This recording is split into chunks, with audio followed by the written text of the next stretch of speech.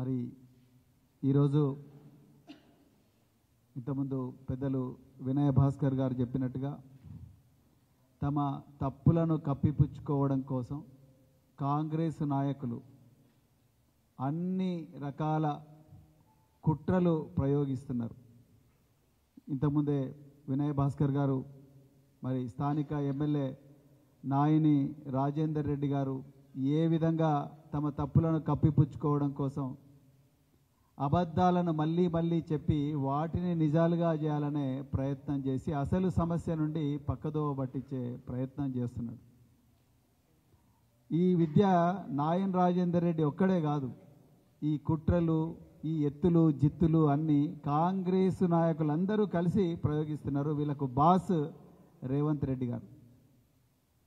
ఇలా హరీష్ రావు గారు తెలంగాణలో ఉండే ఆదిలాబాద్కు కేటీఆర్ గారు, హరీష్ రావు గారు వరంగల్ జిల్లాకు వచ్చిన ఉమ్మడి వరంగల్ జిల్లాకు తెలంగాణలో పత్తి రైతుల కళ్ళల్లో కన్నీళ్లు చూడలేక దాదాపు 700 మంది రైతులు ఆత్మహత్యలు చేసుకుంటే వాళ్ళ కుటుంబాలు శోక సముద్రంలో మునిగిపోతే వాళ్ళను ఓదార్చడం కోసం వాళ్లకు న్యాయం చేయాలని చెప్పి డిమాండ్ చేయడం కోసం పంట పొలాలకు వస్తే మార్కెట్ యార్డ్లకు వస్తే ఏసీ రూములలో కూర్చొని అక్కడ బంగళాలో జూబ్లీహిల్స్ బంగళాలో కూర్చొని రేవంత్ రెడ్డి, ఇక్కడ ఏసీ రూములలో కూర్చొని కాంగ్రెస్ ఎమ్మెల్యేలు ఎమ్మెల్సీలు అందరూ కూడా అసందర్భ ప్రేలాపనలు చేస్తున్నారు, సమస్యను పక్కదో పట్టిస్తున్నారు. నేను ఇలా ఒక్కటే ప్రశ్న అడుగుతున్నా. రాజేందర్ రెడ్డి గారు తన ప్రెస్ మీట్లో మళ్ళీ జూబ్లీహిల్స్లో మేము 25,000 ఓట్లతో గెలిచినాం, చరిత్ర ప్రపంచ రికార్డు సృష్టించినాం, అది లిమ్కా బుక్ ఆఫ్ రికార్డ్స్లో ఎక్కింది, అక్కడ ఎక్కింది, ఇక్కడ ఎక్కింది అని రాజేందర్ రెడ్డి గారు అంటున్నారు. దాని విషయానికి నేను తర్వాత వస్తా. కానీ రాజేందర్ రెడ్డి గారు మరియు రేవంత్ రెడ్డి గారు ఒక్కటి గుర్తుపెట్టుకోండి, తెలంగాణలో 2014 ముందు పత్తి పంట పండించడంలో తెలంగాణ 10వ స్థానంలో ఉంటుండే. కేసీఆర్ గారు ముఖ్యమంత్రి అయిన తర్వాత రైతుల కన్నీళ్లు చూసి రైతుల కష్టాలు చూసి కాళేశ్వరం ప్రాజెక్టు, పాలమూరు రంగారెడ్డి ఎత్తిపోతుల ప్రాజెక్టు, మరెన్నో గొప్ప గొప్ప ప్రాజెక్టులు తీసుకొచ్చి ఒక శాస్త్రీయమైన పద్ధతిలో పత్తి సాగు చేయాలని చెప్పి రైతులందరికీ కూడా ట్రైన్ చేసి రైతు వేదికలలో ట్రైనింగ్ ఇప్పించి రైతు బంధు ఇచ్చి ఇంకా రకరకాల కార్యక్రమాలు చేసి 3వ స్థానానికి తీసుకొచ్చిండు దేశంలో. ఆ 3వ స్థానంలోకి తీసుకురావడం ఒక్కటే కాదు, మీరు ఇప్పుడు ఏదైతే 8 నుంచి 12% నుంచి 12% వరకు ఏదైతే తేమ ఉన్నదో అదే విధంగా ఎకరానికి 7 క్వింటాల నిబంధన ఏదైతే పెట్టినరో కేసీఆర్ గారు ఎన్నడూ ఒప్పుకోలేదు. మీకు చరిత్ర తెలియదు, మీరు అజ్ఞానులు, నిరక్షరాస్యులు, మీకు తెలిసినంత కూడా బూతుల భాష మాత్రమే, మీకు తెలిసినంత కూడా అబద్ధాలు మాత్రమే. 2000 ఒకసారి చరిత్ర చూడండి, 2018లో వడ్లు కేంద్ర ప్రభుత్వం కొనకపోతే స్వయాన కేసీఆర్ గారు అందరూ ఎమ్మెల్యేలను ఎమ్మెల్సీలను రైతు సోదరులందరినీ తీసుకుపోయి ఢిల్లీలో 6 రోజుల దీక్ష చేసిండు. 2022లో కూడా దీక్ష చేసిండు. కానీ ఇప్పుడు పత్తి రైతులందరూ కూడా రోడ్డు మీదకి వచ్చి వాళ్ళ దిగుబడిని సీసీఐ కొనుక్కోలేదని వాళ్ళు ఏడుస్తూ ఉంటే, ఆత్మహత్యలు చేసుకుంటుంటే మీ రేవంత్ రెడ్డి గారు, మీ తుమ్మల నాగేశ్వరరావు గారు, మీ మంత్రులందరూ కూడా ఎక్కడున్నారు? జూబ్లీహిల్స్లో ఉన్నారు, గల్లీలల్లా తిరుగుతున్నారు దొంగల్లాగా. ఏం చేస్తున్నారు జూబ్లీహిల్స్లో? మీరు ఓటుకు 2,500 రూపాయలు లంచం ఇచ్చి ఒక్కొక్క ఓటర్కు కుక్కరు, వాషింగ్ మెషీను, ఒక చీర కాకపోతే 2 చీరలు 3 చీరలు ఓట్లేసేటప్పుడు కూడా డబ్బుల పంపిణీ చేసి కుల్లం కుల్లా దొరికిన శంకర్ నాయక్ ఎమ్మెల్సీ, బీర్ల ఏలయ్య వీళ్ళందరూ కూడా ఓపెన్గా, మల్లు రవి వీళ్ళందరూ ఓపెన్గా డబ్బులు పంపిణీ చేస్తూ దొరికినరు. ఇది మీ పరిస్థితి. ఎక్కడుండాలి అసలు మీరు? రైతులందరూ ఆత్మహత్యలు చేసుకుంటే మీరు ఉండాల్సింది ఎక్కడ? ఢిల్లీలో ఉండాలి. కేంద్ర వ్యవసాయ శాఖ మంత్రి కార్యాలయం ముందర ధర్నా చేయాలి, జంతర్ మంతర్ దగ్గర ధర్నా చేయాలి, ప్రధానమంత్రి నరేంద్ర మోడీ గారి దగ్గరికి పోయి ఆయన ముందర ధర్నా చేయాలి. ధర్నా చేసి తెలంగాణ రైతులకు న్యాయం చేయాలి. కేసీఆర్ గారు చేసింది గుర్తులేదా? ఒక్కసారి ఆలోచించండి. ఎప్పుడు లేని 7 క్వింటాళ్ళు ఎకరానికనే రూల్ ఎక్కడి నుంచి వచ్చింది? మీ చేతగానితనం కాదా? ఏ బేసిస్ మీద 7 క్వింటాల్ అని చెప్పిండ్రు? ఒక్కొక్క దగ్గర 12 క్వింటాల్, ఇంకో దగ్గర 15 క్వింటాలు పండుతూ ఉంటే మీరు 7 క్వింటాలని ఎట్లా చెప్తా ఉన్నారు? ఎట్లా ఒప్పుకున్నారు మీరు? కేటీఆర్ గారు, హరీష్ రావు గారు, మిగతా సీనియర్ నాయకులందరూ రైతుల కోసం పోరాడుతుంటే అప్పుడు సడన్గా నిద్ర లేచి రాత్రి వీడియో కాన్ఫరెన్స్ పెట్టి మామా అనిపించి మీరు చూడు మేము చేసినామని అంటున్నారు. ఇది ఇవాళ మీ బండారం. ఇక రెండవది రైతుల సోదరుల గురించి మరి వినయ్ భాస్కర్ గారు చెప్పిండ్రు. ఇంకా రెండవది రేవంత్ రెడ్డి గారు ప్రతిసారి కూడా మరి ముఖ్యంగా రాహుల్ గాంధీ గారు, రేవంత్ రెడ్డి మీరిద్దరూ రాజ్యాంగం ప్రజాప్రభుత్వం ఇందిరమ్మ పాలన అని అంటున్నారు. నేను ఇవాళ ఛాలెంజ్ చేస్తున్నా రేవంత్ రెడ్డి, మీరు హోంమంత్రి, మీరే ముఖ్యమంత్రి, మీరు ఎందుకు రాజీనామా చేయాలనో నేను చెప్తా. ఇప్పటికి కూడా సూర్యాపేటలో కోదాడ నియోజకవర్గంలో చిల్కూరు అనే పోలీస్ స్టేషన్లో రాజేష్ అనే ఒక దళిత యువకుని సీఎంఆర్ఎఫ్ నిధులు పక్కదోవ పట్టినాయి, వాళ్ళకు రావాల్సిన నిధులు వేరే వాళ్ళకు పోయినాయని చెప్పి కంప్లైంట్ ఇస్తే ఆ కంప్లైంట్ ఇచ్చిననే తీసుకుపోయి ఆ రాజేష్ అనే ఒక దళిత యువకుని తీసుకుపోయి ఎస్ఐ కానిస్టేబుల్ అందరూ కుల్ల ఒడిచి ఘోరంగా 3rd డిగ్రీ మెథడ్స్ యూజ్ చేసి అతన్ని ఇంటరాగేట్ చేస్తే అతను చచ్చిపోయాడు. 48 గంటల నుండి ఆయన శవాన్ని పెట్టుకొని అదే చిల్కూరు గూడెంలో ఆ పేద దళితులందరూ కూడా ధర్నా చేస్తున్నారు. ఇంతవరకు హోంమంత్రి నుంచి ఒక్క స్టేట్మెంట్ లేదు. మరి ఎందుకున్నావు రేవంత్ రెడ్డి గారు మీరు హోంమంత్రిగా? నాయన్ రాజేందర్ రెడ్డికి ఇది కనిపిస్తలేదా? నీ చెడ్డుపక్కలు ఉండే గ్యాంగ్ మెంబర్లకు ఇవి కనిపిస్తలేవా? 48 గంటల నుండి శవాన్ని అక్కడే పెట్టుకొని వాళ్ళు చేస్తున్నారు. ఎక్కడ పోయిన మరి మీరు? ఎందుకు ఆ పోలీస్ ఆఫీసర్ల మీద యాక్షన్ తీసుకుంటలేరు? అదేవిధంగా ఒక వారం రోజుల క్రితం ఎర్ర రాజశేఖర్ అనే ఒక దళిత యువకుడు వాళ్ళ తమ్ముడేదో కులాంతర వివాహం చేసుకుంటే అవతలి వర్గం వాళ్ళు నా మీద దాడి చేస్తారని చెప్పి తండ్రి కొడుకులందరిపై షాద్నగర్ ఎస్ఐకి కంప్లైంట్ చేస్తే కూడా పోలీసు వాళ్ళు పట్టించుకోకుండా నిందితులతో కుమ్మక్కైతే ఆ రాజశేఖర్ అనే యువకుడిని పత్తి పొలాల్లోకి తీసుకొని పోయి ఘోరంగా కొట్టి శవానికి కాలబెట్టిండ్రు. ఎక్కడ పోయినవయ్యా రేవంత్ రెడ్డి హోంమంత్రి? ఎందుకు ఆ పోలీస్ ఆఫీసర్లను అరెస్ట్ చేయలేదు?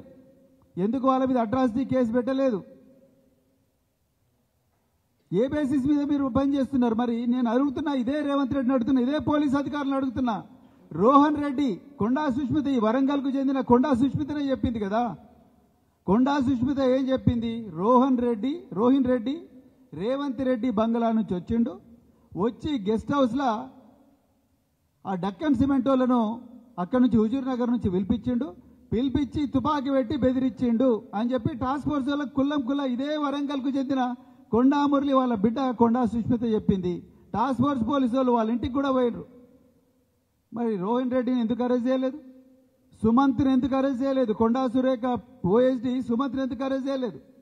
మరి దాని గురించి మాట్లాడేంది రాజేందర్ రెడ్డి? ఇప్పుడు వాళ్ళను ఎవరైతే కంప్లైంట్ ఇచ్చిందో రాజేశ్వరిని తీసుకుపోయి ఘోరంగా 3rd డిగ్రీ టార్చర్ చేసి చంపేసింది ఆ పిల్లగాన్ని.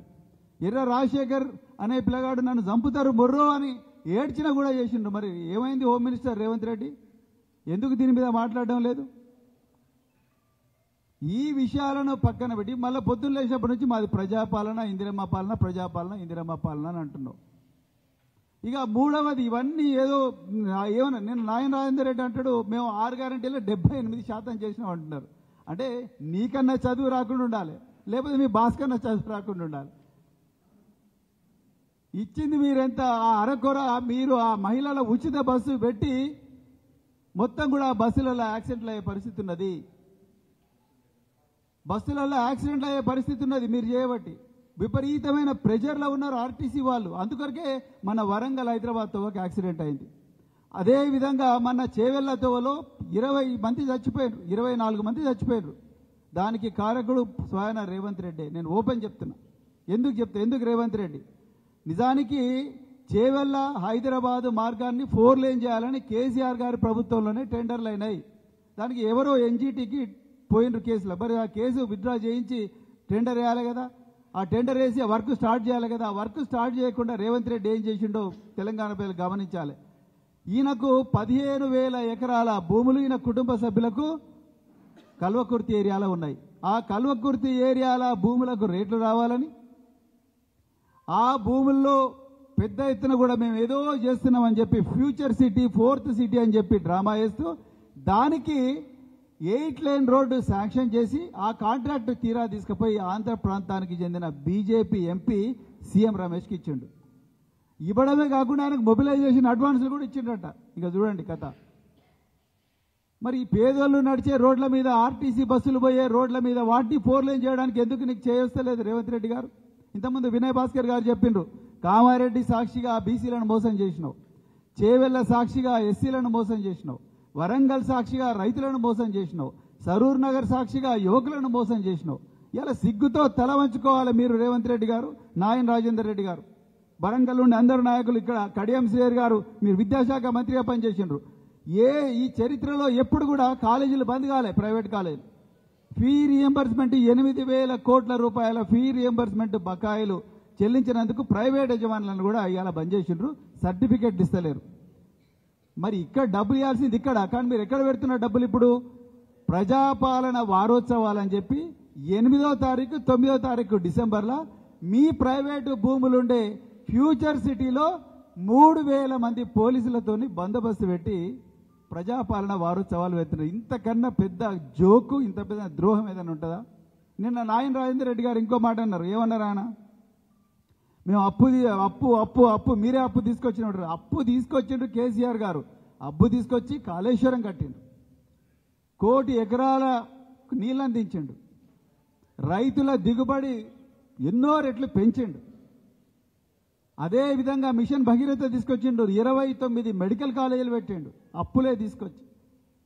లక్షలాది కోట్లాది మంది తెలంగాణ బిడ్డల భవిష్యత్తును, వాళ్ళ తలరాతను మార్చిండు. మీరు 4 లక్షల కోట్ల అప్పు తీసుకొచ్చిండ్రు. ఒక్కటే ముచ్చట చెప్పాలి ఇవాళ మీరు ఓపెన్గా. వరంగల్ నయీం నగర్ చౌరస్తా రమ్మంటే నయీం నగర్ చౌరస్తాకు వస్తాం, అంబేద్కర్ బొమ్మ దగ్గర కంటే అంబేద్కర్ బొమ్మ దగ్గర వస్తాం, హన్మకొండ చౌరస్తా కోహినూర్ కేప్ దగ్గరికి రమ్మంటే అక్కడికి వస్తాం. మేము ఎక్కడికి రమ్మంటే అక్కడికి వస్తాం. మీరు 4 లక్షల కోట్ల అప్పు తీసుకొచ్చి మీరు ఏం చేసిండ్రు? పెద్దమ్మగడ్డకు రమ్మంటే పెద్దమ్మగడ్డకు వస్తే వినాయనకి ఏమైనా పాపులర్ ఏమన్నా లొకేషన్స్ ఉంటే అక్కడికి కూడా మేము పోతాం. మీరు రామప్ప రమ్మంటే రామప్ప వస్తాం, అదే హన్మకొండ బస్ స్టాండ్కి రమ్మంటే హన్మకొండ బస్ స్టాండ్కి వస్తాం. మీరు 4 లక్షల కోట్ల అప్పు తీసుకొచ్చి ఏమేం చేసిండ్రో చెప్పండి. 4 లక్షల కోట్ల అప్పు తీసుకొచ్చినా ఉన్నారు. అదేవిధంగా మరి 1,72,000 కోట్ల పెట్టుబడులు తీసుకొచ్చినామని చెప్పేసి మీరు స్విట్జర్లాండ్, సౌత్ కొరియా, లండన్లో థేమ్స్ నది ఒడ్డున నడుచుకుంటా రేవంత్ రెడ్డి మొత్తం ఫోటోలు దిగండు. సౌత్ కొరియా సియోల్ దగ్గర ఫోటోలు దిగండు. 1,72,000 కోట్ల రూపాయల పెట్టుబడులు తీసుకొచ్చినా అన్నాడు. నేను ఇవాళ ఓపెన్గా ఛాలెంజ్ చేస్తున్నా, 1,72,000 కోట్ల పెట్టుబడులతోని ఎన్ని పరిశ్రమలు మీరు తెలంగాణలో పెట్టిండ్రు చూపారు. ఎందుకు రాజేందర్ రెడ్డి గారు ఇన్ని అబద్ధాలు మాట్లాడి మళ్ళీ జోకర్ అవుతారు? మీరు ఆల్రెడీ ముఖ్యమంత్రి జోకర్ లాగా తయారైండు, మళ్ళీ మీరు కూడా అట్లనే తయారవుతున్నారు. సో అందుకొరకు మరి మళ్ళొక్కసారి ఈ అబద్ధాలు మానడం ఆపాలి, దళితుల మీద దాడులు ఆపాలి. ముఖ్యమంత్రి రేవంత్ రెడ్డి నైతిక బాధ్యత వహిస్తూ హోంమంత్రి ఆయన దగ్గరే ఉంది, విద్యాశాఖ ఆయన దగ్గరనే ఉంది. 110 మంది పిల్లలు ఇప్పటి వరకు గురుకుల పాఠశాలలో చచ్చిపోయినారు. నిన్న కల్వకుర్తిలో ముద్విన్లో మాకు ఫిజిక్స్ టీచర్ లేడని చెప్పేసి విద్యార్థులందరూ కూడా రోడ్ల మీదకి వచ్చినారు. టీచర్లు ఇవ్వలేనంత దుస్థితిలో ఇలా కాంగ్రెస్ ప్రభుత్వం ఉంది. ఇక ఇంతకన్నా మీకు ఇంకా ఏం కావాలి మీకు? అందుకొరకు అర్జెంటుగా మీరు రాజీనామా చేయాలి. రాజీనామా చేసి మీరు వదిలిపోతేనే ఈ తెలంగాణకు పట్టిన శని వదులుతుంది అని చెప్పేసి చెప్తూ మరొకసారి ఈ అవకాశం ఇచ్చిన మరి అధ్యక్షుల వారికి ధన్యవాదాలు చెప్తూ మరి మాజీ ఉప ముఖ్యమంత్రి రాజయ్య గారిని మాట్లాడుతుంది.